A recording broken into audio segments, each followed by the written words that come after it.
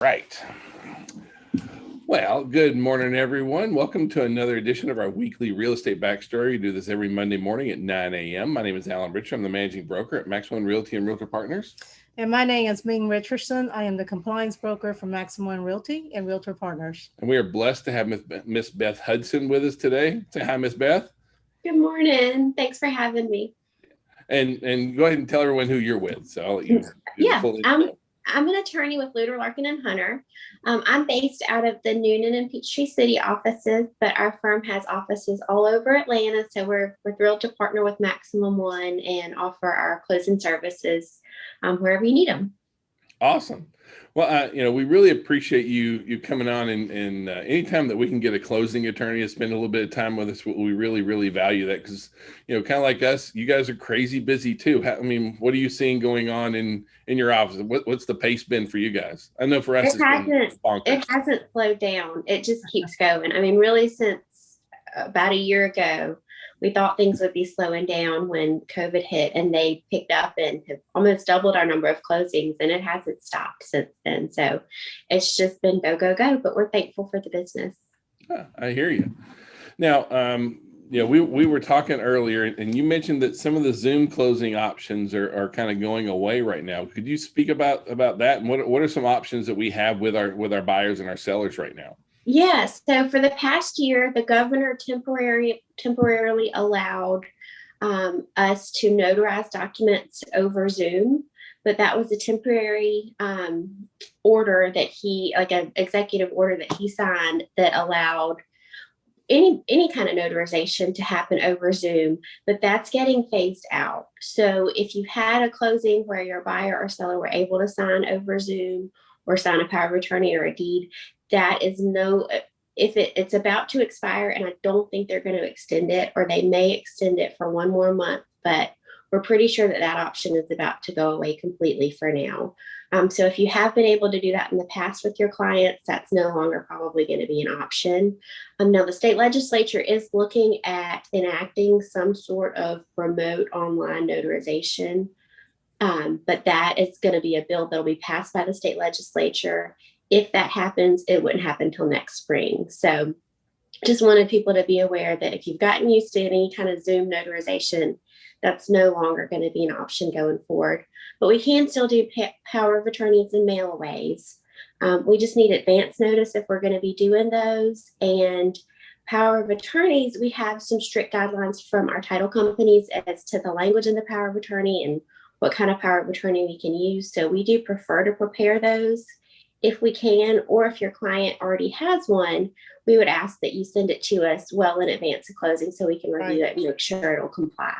Yeah, we see that a lot of times where, especially a lot of our buyers and sellers think that just a general power of attorney will work for real estate, and it really won't. It has to be very specific for just that purpose, and for a lot of times that single transaction, correct? That's right.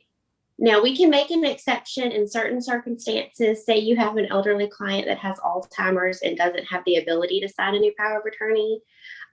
If they have a general power of attorney that meets Georgia standards, generally under those circumstances, or if you have somebody in the military that's overseas that signed a general power of attorney before they left, there are certain circumstances where we can get approval from the title company to use those.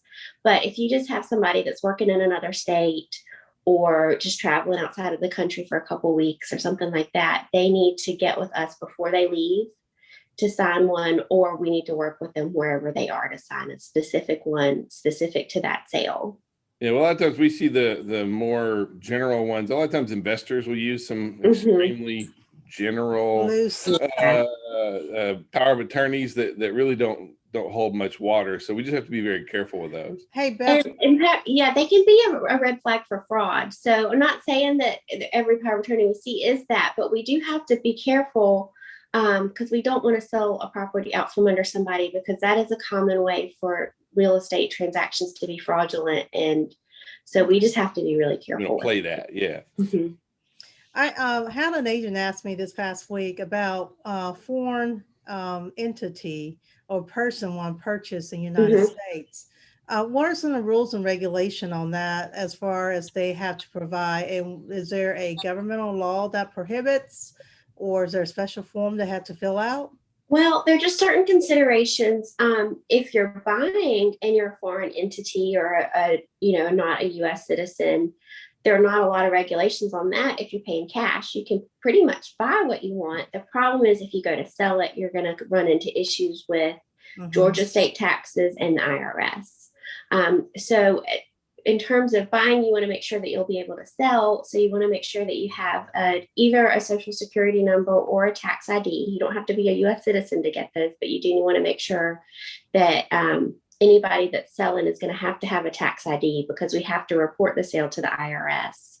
And no closing attorney is going to sell a property where you don't have a tax ID, because then they get penalized from the IRS if we don't report it.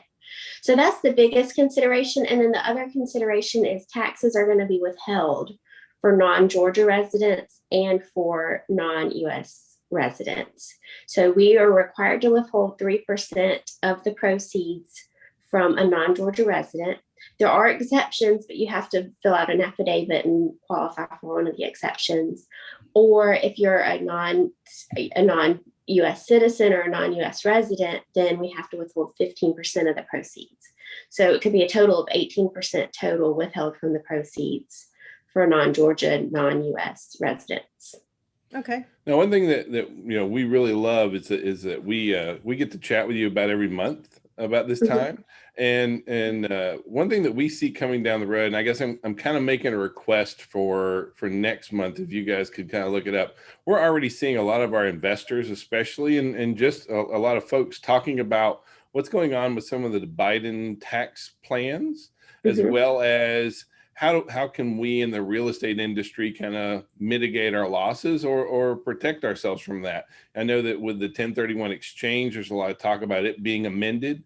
Now, luckily, it's only for people making over $1 million, so it's not going to affect a lot of folks. But then, but the capital gains rate's looking to go from 23 to 46%, and that's a pretty significant chunk of change. And so, we're already hearing folks asking about taking title in some different entities, family trusts and all these other, all these different kind of things. And so I didn't want to necessarily just throw you under the bus this month, but I do want to come next month and say, hey, could you kind of help us with that? Because we're going to have a lot of, I think over the next several months, we're going to have more and more people asking, more of our clients asking about some of these other entities and how can we take title and how can we mitigate, our losses on certain things. So not to throw you under the bus, but please. Yeah, I'll be happy to research that more and be prepared for that next month. Because I've heard snippets, but I haven't really looked into it from a strategic standpoint. So I'd be happy to look into that. Well, we appreciate it. And thank you so much. Now, if anybody needs a great closing attorney, you have to have a great attorney on your side when, in dealing in real estate. If you're going to be a real estate professional, then one of the biggest tools in your toolbox needs to be a great relationship with a closing attorney.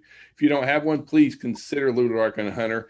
Beth and Deb, they are wonderful with us.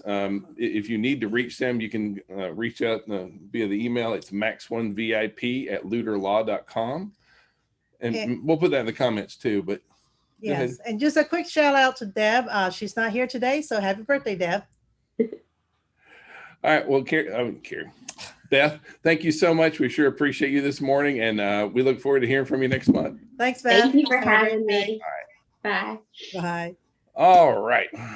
Well, we are going to kind of jump in here to our regular scheduled broadcast kind of thing. This week on CE. So we have several classes coming up this next week. Of course, on every Tuesday we have our accountability, but also, and then on Wednesday we have license loss for agents and brokers. Dana is teaching that. We have 2 classes on Thursday. We have guard contract dissection, as well as rehab and new construction. How to avoid getting ripped off. And this is from a home inspector and kind of going through, right now we're seeing so much going on with new construction, as well as rehabs and flips. How can we make sure that our clients are being protected? So that's a really great class there as well. All right. And just really quick on the guard dissection, because we have mid-year changes, just so you know, there's some little updates here and there. That's it. All right. So jobless claims this past week dropped below 500,000. And that's a really good sign that the market is improving. However, April jobs report came out and it was pretty dismal. So what does that really mean? And so I just kind of want to throw that. It's actually kind of a silver lining for housing, because what we're seeing is that with the kind of the bad jobs report, that's really going to encourage the Fed to keep interest rates really, really low. And as long as the Feds keep interest rate, that is continuing to fuel the market. our growth. And we even saw this past week where, our interest rates, for 3 weeks in a row have been under 3% again. So as a matter of fact, it dropped another 0.02 of a point. It went from 2.98 down to 2.96 this past week. So mortgage rates are continuing to hold really, really steady. And that for us is one of those factors that's really, really driving our growth right now. Absolutely. So we really want to keep that kind of rolling. I'm very encouraged. Mortgage applications were down slightly for the last week, but we're still 24% over last year. Now, that's not saying that much, because last year we were still in the COVID throes of stage. COVID kind of thing. Yep. One thing that came out this past week, as we heard, is that a lot of our investors, when I say not investors, a lot of our mortgage lenders are not doing second home and mortgages. investment mortgages. So, the guideline are much stringent for the second home buyers, second home purchases. And also the points are higher, and some mortgage companies are not even doing it. Well, here's the real reason. Fannie and Freddie put out new rules that said, hey, we're not going to buy second home mortgages. We're not going to buy as many second home mortgages. And so all the lenders are now going, hold up. Because all the lenders, they basically, they do a mortgage and they turn around, they sell that on the secondary mortgage market. Now there is no secondary or a very small secondary mortgage market for second home purchases. At the same time, we're seeing our largest demand for second home purchases. You can see on here what a jump in second home mortgages has really been driving. We're seeing a lot of folks that are able and want to have a second home. So what do you do if you have someone that wants a second home and already has an existing mortgage? What we're really seeing is that local banks and community banks, yeah. credit unions, thank you. they're actually are doing a second home mortgage still, but be aware if they shut down our program here shortly. Wow. I mean, that really looks to be our best bet for that. At the same time, while we're talking about lending, Americans' savings rate is its second highest ever kind of thing. The personal savings rate increased to 21% kind of thing at an annual rate, which is one of our highest ones ever since they've started tracking the numbers. And so a lot of folks have been taking their stimulus money, the money from the COVID relief, that kind of stuff, and they've been putting it in their banks. And that's driving even more demand for housing. At the same time, we had a federal judge that struck down the CDC's national eviction moratorium. But hold up, because at the same time, the Justice Department said that it's going to appeal the ruling. Now, what appealing the ruling means that it's still on hold until they get through the appealing process, through the whole court battle kind of thing right now. So, and the judge stance on this is that no entity should be able to extend its authority on a law versus a Well, and honestly, this is not one with a really clear, great answer, because the vast majority of investor-owned rental properties are small indie investors. These are people that have an extra house, that have a house that they're leasing to. They're having to pay a mortgage, and so when you have the largest group of investors are these small-time investors. They're getting hurt by this. At the same time, we also have a group of renters that are really having a hard time during the whole COVID situation kind of thing. So there's not a great answer, but we're just trying to keep you kind of up to speed. On the good news, a new report from realtor.com shows that inventory relief is coming. New listings increased by 18% year over year last week. And so we've been running about at about a 40% increase over last year. And now granted, last year wasn't the greatest time, but the fact is that we are starting to see some signs of a little bit more inventory coming in. We really do need that. At the same time, a new report came out and shows that our home buyers this is the most pessimistic that they've been in decade. Yeah, in over 10, 12 years.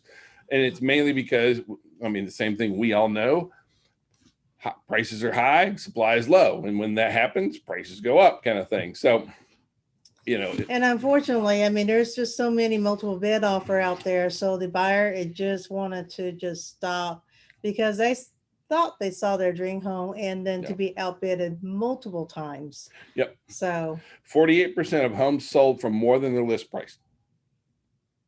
Okay, I want that one to sink in a little bit. Almost half of homes sold over list price. Okay. And so that's one of the biggest, highest level we've ever seen kind of thing. When you talk about half of the homes are going for over ask, and still we're still seeing a whole lot of folks that are putting in offers under asking, and this is one of those really another tough challenge. How do you ask your buyers to go in over asking, but if you don't, chances are you're not going to get the house kind of thing. And so the days of at least for the majority of houses, I'm not saying there's not a discount ever to be had, but right now we're seeing that when half of our homes are being sold at or above list price, and if you're making a lot of offers under list price, you're going to be making a whole lot of offers that get rejected kind of thing. So and that only applies to certain price ranges. Let's back up a little bit. For higher end, you may have, but for anything right now less than 300, yeah. Now, what if you've been watching the internet? What's going on with questions and people asking? We hit some new list price, average list price highs and that kind of stuff. And we see consumers and our friends and everyone, is the housing market about to crash? Is it going to crash kind of thing? No, it's not kind of thing. And that's the really, really big challenge is that we have a lot of folks saying, is it a bubble? No, it isn't. This isn't a bubble. We have to be ready to explain this to our clients. I know so many folks that are waiting in the wings, waiting for, when the market softens, when things cool down. Listen, guys, it's not going to. And so, and I want you to think really hard. Are you helping your clients by not explaining what's really going on? Yeah, we are going to start seeing prices, price increases over last year. Those are going to start leveling off here really soon because we're just about come to a full year when prices started going up last year.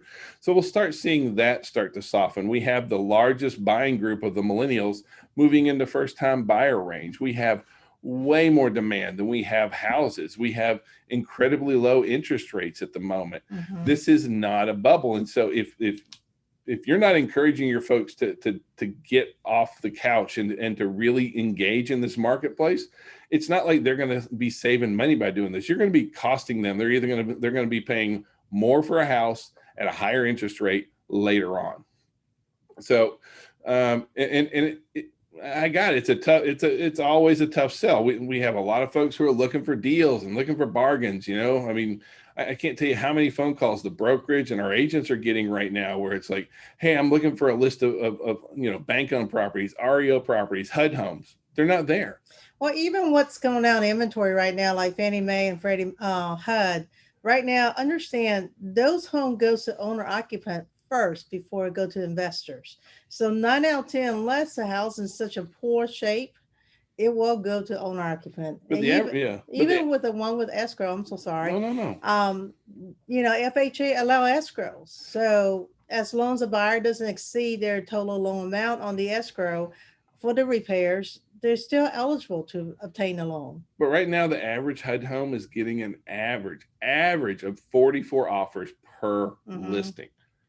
The average HUD home has 44 offers. So, and like Ming said, it's going to be going to owner occupants first, but you're dealing with, 30 or 40 of those offers are coming from owner Right. occupants kind of thing.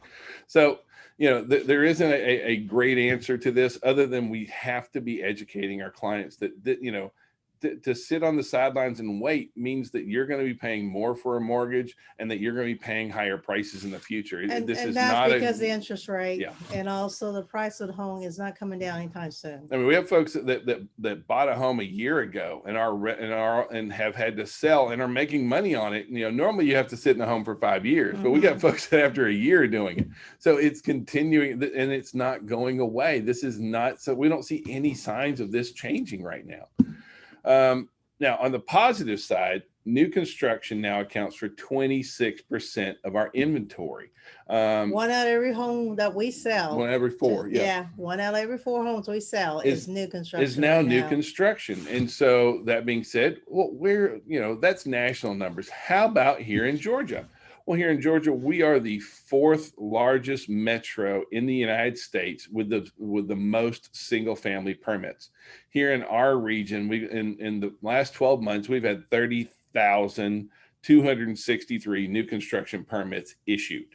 Okay. That's 30,000 new homes in the Atlanta market in the last 12 months, or that are going to be coming up, because not all those permits have been completed already.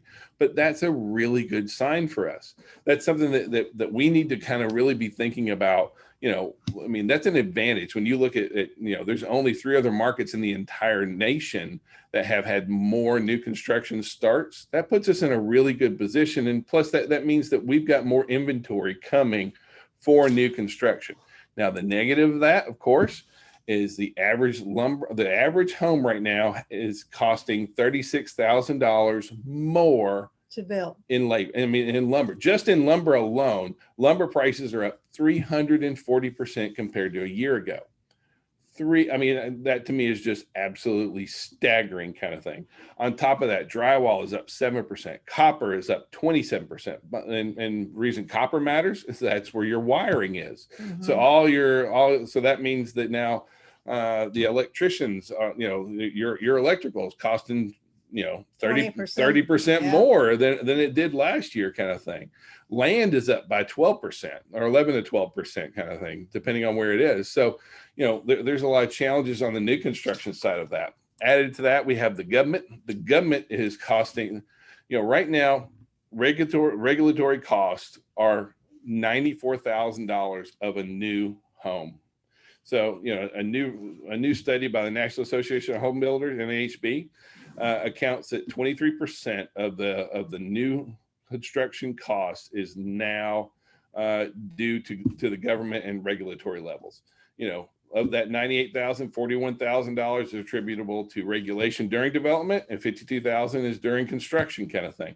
And so that's something that the government is very, local, state and local, and the feds, what it's costing and what it used to cost. Like, we used to develop lots in the past, and now the fees and the costs that are associated with dealing with the environmental agencies and all these kind of impact fees, it continues to go up in the local. And at the same time, at the local level, we're still having those same issues.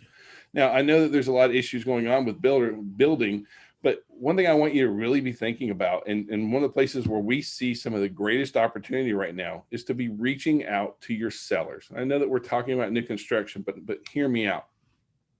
I want you to think that, we know that there's a lot of more new construction inventory coming up right now.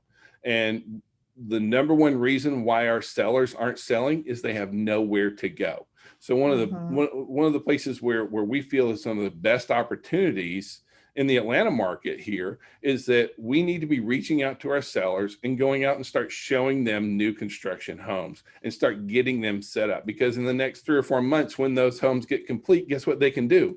They can sell their home. And so now this sets you up for more inventory. Go out, reach out to your sellers and say, hey, let's go look at some new construction. That gives them time to fix up their home. It also gives them an opportunity to really get ready for what's coming up with the marketplace. And now you haven't made your friends homeless. And that's one of the challenges for showing homes, for listing a house. If your seller doesn't have somewhere to go, buddy, I can make you homeless in no time flat. So we really want to make sure that we're taking care of them. And right now, the area where the greatest opportunity for our buyers is in new construction. That's the one place where we see more inventory coming on the market. So please continue to reach out and really reach out to your sellers, and let's get them into some new construction neighborhoods. Now you got to be careful. You see that there's a lot of costs associated going on with our new construction neighborhoods. We're seeing a lot of our builders that are putting escalation clauses in to cover their costs and what's going on there.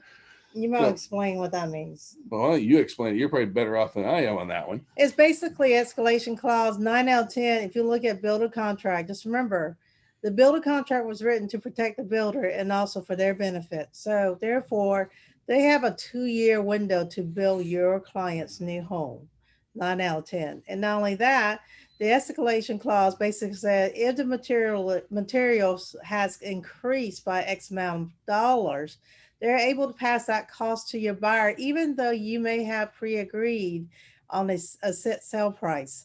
And it's not surprising right now to see builder going anywhere from $5,000 to $20,000 to $30,000 to $40,000 above what was already agreed initially. So that's their escalation clause. They can do that, or your buyer has a right to walk away and be homeless. Yeah. Well, the other challenge here is that, in new construction, what we see is that a lot of buyers will take and they'll spend every penny of what they're qualified for. So let's say you have a buyer looking and they're qualified for $315,000. They're going to spend $314,999 of their pre-approval on that new. They're going to add upgrades and all this other kind of stuff.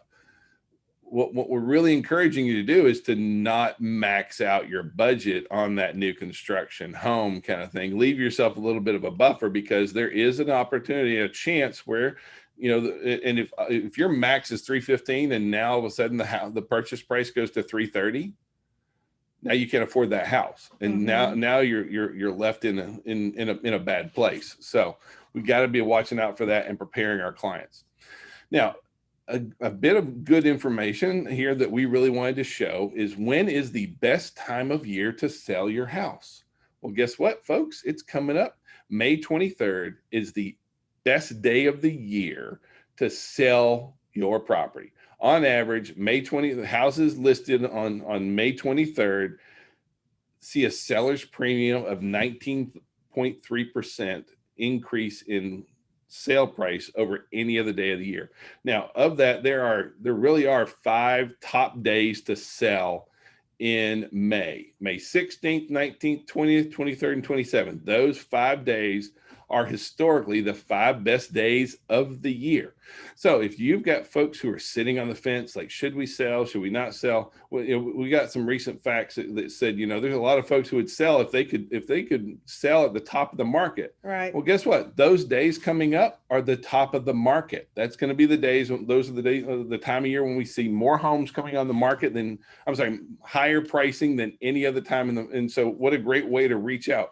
So please, steal this picture, share it out on social media, talk to your sellers, because goodness knows we need the inventory. Now, here in Georgia, how are we doing? How are we doing on our population? How have many folks been moving to Georgia? And then the good news is Georgia's pretty good. So on this map, I just kind of wanted to share with you, the darker the blue, the more people are moving in there. And so you can see that, in the Texas U.S. in high demand right now. Yeah. And now a lot of people will say, well, everybody's moving out of California by droves. Wrong. California still had a plus 2 million people added into California kind of thing. Here in Georgia, we had just a little over 1 million people in the last decade move into Georgia. And so we're in actually pretty good shape. We're like the 4th or 5th in the United States kind of thing. So we have a lot of folks continuing to move into Georgia overall. But I just wanted to share with you, you can see where the area is, where it has the highest concentrations of people moving in the last decade. All right. We know that COVID is kind of winding down a little bit, and I'm not trying to say that it's not out there and that kind of thing. But one thing that's kind of happened is it really is impacting how people are choosing their housing locations kind of thing. And so right now, 40% of workers expect some sort of work flexibility post-pandemic kind of thing. About 20% expect it to be some sort of a hybrid remote, meaning that I go in on Tuesday, Thursday, Monday, Wednesday, Friday, I work from home. And about 20% are expecting that they can completely work from home in the future. Now, why is that important? Well, it's important because remote work is spurring activity on buying homes kind of thing. You can see that overall on-site workers, about 26%, are looking to move. Remote workers, 42%, and untethered workers are folks who not they can completely work from home and they don't have any kids. That's because they're not tethered to anything. And over half of those folks are looking to move. And so, you know, when you start looking at the different groups and how to market yourself, like you know, remote workers, untethered workers, they are the most likely to move of any group right now. And so, you know, right now about 50% of both on-site workers and remote workers are planning to purchase a home.